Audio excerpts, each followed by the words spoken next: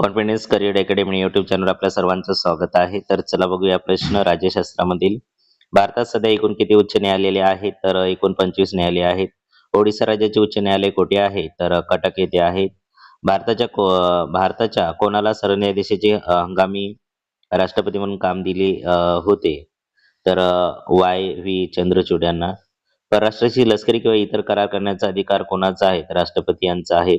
एखाद्या राज्याची सीमा बदलण्याचे विधेयक मांडण्यापूर्वी कोणाची पूर्वसंमती आवश्यक आहे? राष्ट्रपतीची. भारताचे मुख्य निवडणूक आयोगाचे कार्यालय कोठे आहे? दिल्ली येथे.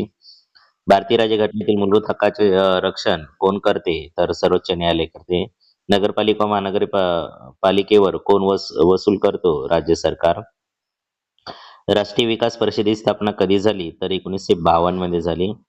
खालीपैकी सर्वात मोठी संसदीय समिती कोणती होती? लोकलेखा समिती. भारताचे पंतप्रधान शपथ कोणासमोर घेतात? राष्ट्रपती समोर. खालीपैकी कोणता अधिकार राज्यपालांचा वैधानिक अधिकार नाही? विधान परिषद निर्माण करणे किंवा बरखास्त करणे हे वैधानिक अधिकार नाही. तर आहे विधान परिषद हे विधान परिषद निर्माण किंवा बरखास्त करणे हे नाही आहे अधिकार. तर आहे वटहुकूम काढणे, विधिमंडळ अधिवेशन बोलावणे आणि अभिभाषण करणे. उत्तराखंड हे भारताचे कितवे घटक राज्य आहेत? 28वे. भाषावर राज्य पुनर्रचना आयोगाचे सदस्य नव्हते. सरदार सोरणसिंह हे नव्हते, तर होते फजल अली, के एम पन्नीकर आणि हृदयनाथ कुंद्रू. सर्वोच्च न्यायालयात सरन्यायाधीशाशिवाय किती न्यायाधीश असतात? संख्या निश्चित नसते. कमाल मर्यादा 34 पर्यंत.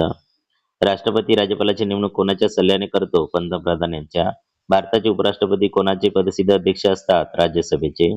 घटक राज्याचा निधी वाटणी कोणाच्या शिफारशीनुसार केली जाते? वित्त आयोग. खालीपैकी कोणता मूलभूत हक्क नाही?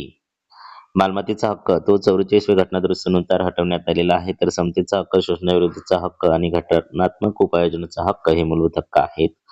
संसदेच्या संयुक्त अधिवेशनाचे अध्यक्ष कोण असतात? लोकसभेचे अध्यक्ष. संविधानाच्या प्रस्तावनेत संधीची व दर्जाची समानता याला काय म्हटलेले आहे? समानता.